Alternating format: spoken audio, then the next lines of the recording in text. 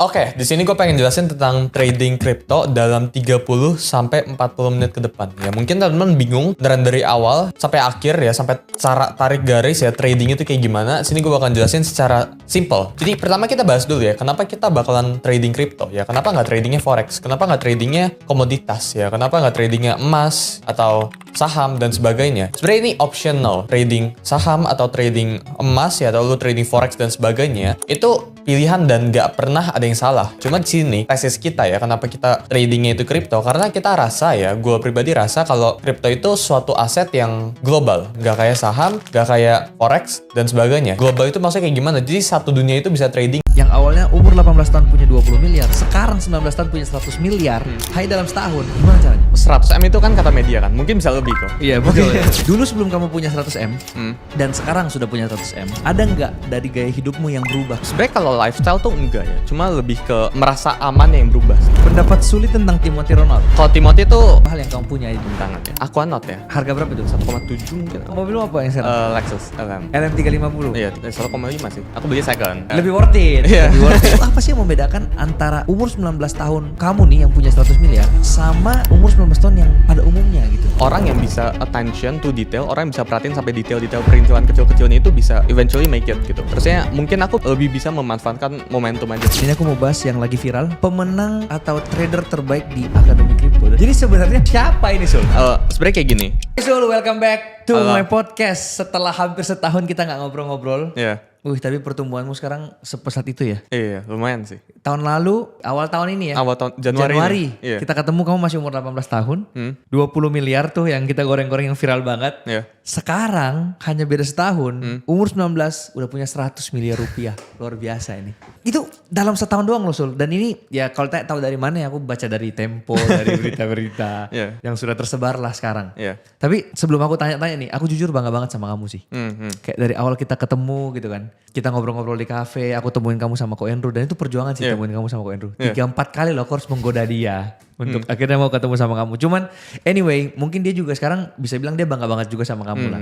Jauh banget pertumbuhanmu. Nah, mungkin pertanyaanku yang paling pertama Sul adalah bagaimana caranya dalam setahun nih, yang awalnya umur 18 tahun punya 20 miliar, sekarang 19 tahun punya 100 miliar, hanya dalam setahun kamu bisa meningkatkan net worth-mu segitu banyaknya. Bisa bilang hampir kali 5 tuh. Gimana caranya? Sebenarnya 100M itu kan kata media kan, mungkin bisa lebih kok. Iya betul. Bisa satu T Tapi gitu gini, ya. mungkin tahun ini tuh temanya lebih ke defensif ya aku ya. Jadi ketika udah dapat yang kemarin, yang Kosam itu bilang di media itu dapat 20 miliar itu awal tahun ini, itu tuh kalau beberapa orang dapat 20 miliar dengan cepat, mereka bakal terus agresif buat digulungin ke atas gitu. Tapi aku nggak kayak gitu, aku milih buat lebih ke defensif gitu. Jadi tahun ini tuh lebih mempertahankan capital ya, dan kebetulan ketika mempertahankan capital ini dapat 3 momentum gitu. Yang pertama itu setelah podcastnya Kosam, aku ini momentumnya tepat banget sih. Aku bangun pagi gitu. Karena biasanya jadi enggak jadi aneh nih. Biasanya kan aku bangunnya siang gitu. Karena pada saat itu aku lagi pengen beli jam tangan, aku bangunnya pagi. Dan Presiden Amerika Serikat itu si Donald Trump itu ada rilis meme coin namanya itu Trump gitu. Jadi kedapatan di bawah $1 dan ya itu salah satu coin yang lumayan dapat play lah di situ. Oh, jadi, hoki kamu nih. Pas kamu bangun pagi, pas Trump muncul. Momentumnya pas lah. Langsung nge-tweet dia. Momentumnya pas gitu. Okay. Jadi di situ dapat 1 gitu. Terusnya belakangan ini juga ketemu orang-orang yang tepat juga kayak Ko Andrew gitu. Terusnya beberapa orang kripto di belakang gitu yang bisa share informasi ke aku gitu. Ada juga kemarin awal tahun ini dinner sama CZ di Dubai tuh dia share baik banget insights gitu.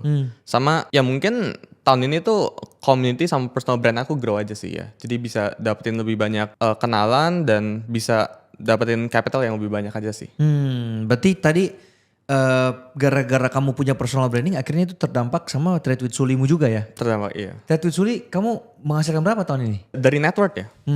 Ya mungkin 15-20 ya. 15-20%. Gede loh itu, 15-20%. Ya relatif gede kecil kan. Cuma kalau kita hitung-hitung, misal sekarang Discord member aku kan 200 ribuan kan di Trade with Suli di Discord itu.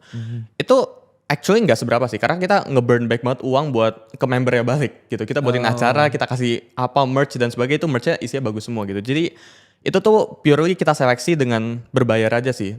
Sengaja dibuat berbayar buat di selection, dan ujungnya orang-orang di dalam ini kita tarik buat kita invest atau kita ajak kerja sama sih gitu. Jadi bukan cari duit dari sini ya, tapi cari talentnya di Trade with Suli gitu. Oke.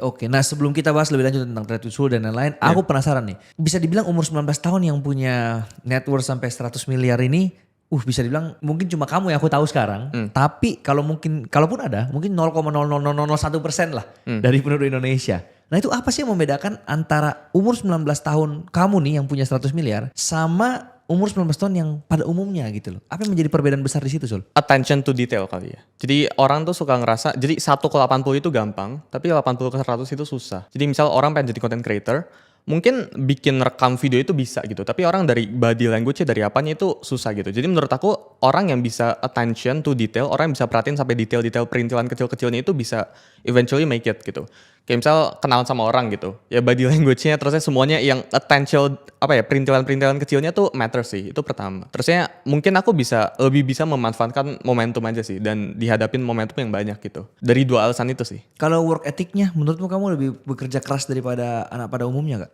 Ada waktunya di mana aku harus push banget gitu. Jadi ketika emang aku harus push buat bekerja lebih keras banget, aku akan kerja lebih keras gitu. Dan aku rasa aku nggak spend too much effort ya dalam bekerja ya. Cuma di saat ada momentum aku bakalan push gila-gilaan sih gitu. Dari situ sih. Oke.